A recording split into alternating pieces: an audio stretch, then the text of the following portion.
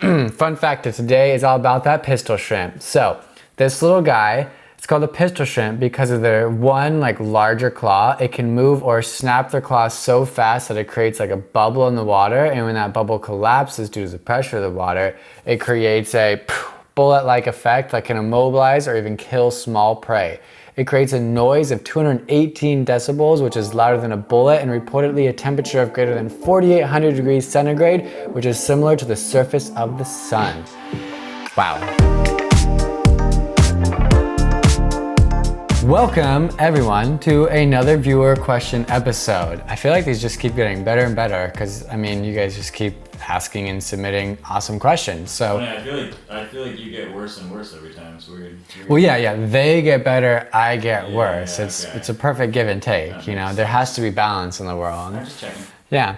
Do you know of any research or have personal experience with how much strength, if any, you actually lose when switching to endurance-oriented routine for, say, 6 to 8 weeks? All right, so to start, I'll directly answer your first question by saying, no, there isn't really any research that I know of about how much strength you actually would lose when switching to an endurance-oriented routine. Personally, the drop-off is not that heavy. But I think this question is really great, and I want to add to that answer by giving a shift in your perspective. So think of these changes in your training style as being beneficial to match your performance seasons. This is known as periodization of training. Okay, for example, do you have an off-season in climbing where you live? This off-season could be the time where you work on your strength training. You may not be projecting super hard outdoors, so you can work on improving your strength at that time. Then when it rolls into your actual climbing season, you can go into more of that maintenance phase, which is where endurance training would be more beneficial. This style is actually super common in major sports and athletes. There's an off season of recovery, a pre-season of strength, agility, motor skills, etc.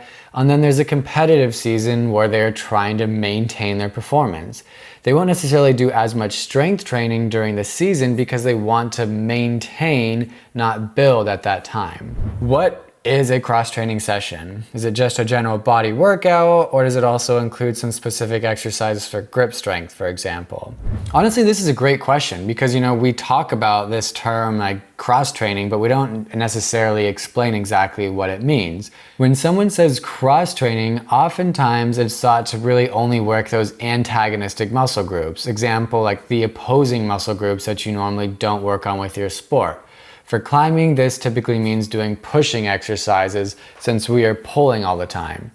But what isn't always clear is that cross-training can also be working the agonist muscle groups. So for example, a lot of people think of working their wrist or finger extensors as antagonistic training because it's the opposite of our finger and wrist flexors.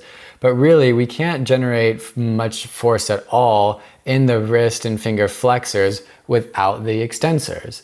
So doing, wrist and finger extension training isn't just antagonistic training. It is, in a sense, working for the agonists as they work together as a team, and that's a form of cross-training as well. Cross-training may also be general body exercises, such as doing deadlifting to train tension in the posterior chain, or doing a bunch of core training to improve your core tension. Cross-training should try to always improve your sport, in this case climbing, and it should be functional towards the sport as the goal is to improve your climbing. So doing something totally out there that doesn't have any correlation to your sport would not be a good example of cross-training.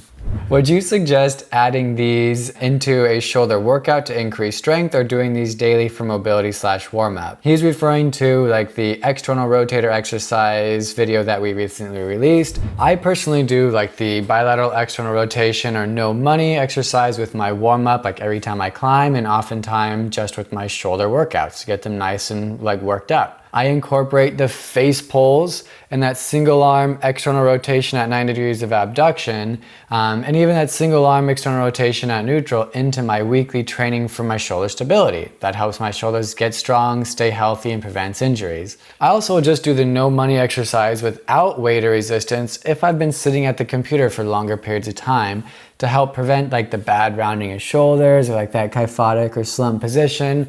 So really, these exercises have multiple uses. They can be used just for mobility, they can be used for warm-up, and they can be used for strength training. I strained my A2 pulley projecting. It has felt pretty good, but I'm scared to do any crimpy climbs. I'm 19 years old, super healthy, and I'm wondering how long you might guess before I can return back to hardcore hangboard and campus training, or how I can know that I'm ready for that. Thanks. So that's a great question, and we can give some generalizations on the timeline, but the level of the strain is what will really determine the time that you're gonna be out. And just being like on the internet, that can be kind of hard to determine. It could be a few short weeks or like a max of 12 to 16 weeks because we know that that's how long the tissue takes to heal. Not rushing back after an injury like this can actually save you time, as it'll reduce the likelihood of having any setbacks.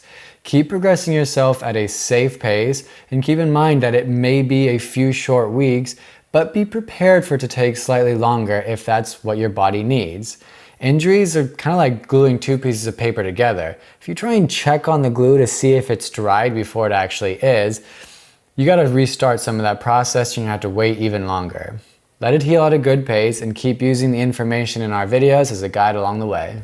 Any thoughts on icing fingers? Now, this is kind of ironic because this is like the shortest question of them all, but it has one of the longer answers. The main purpose for me is to help maintain performance, especially if you're a professional athlete or a professional climber. During a long season of performance, those professional athletes will use ice to help manage their inflammation and keep performing at higher levels during their season.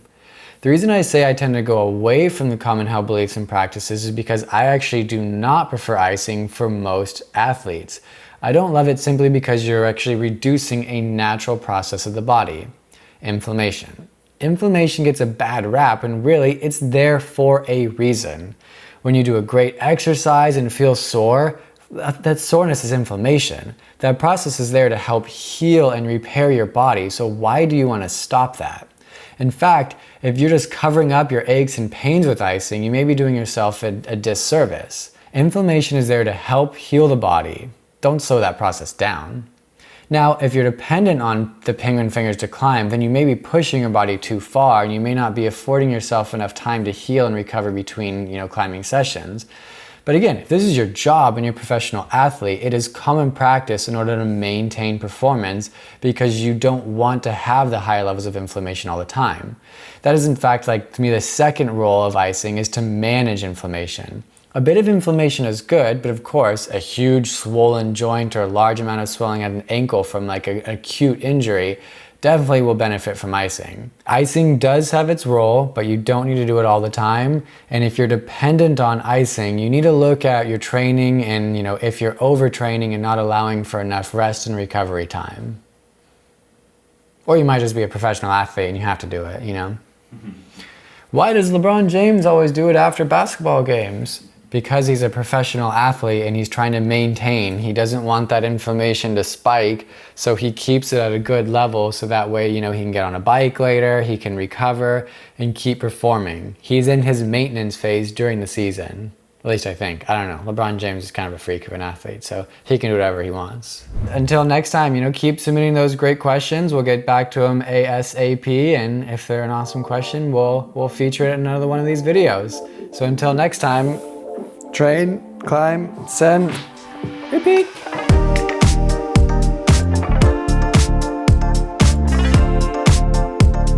Go pistol shrimp. Pistol shrimp? Pistol shrimp.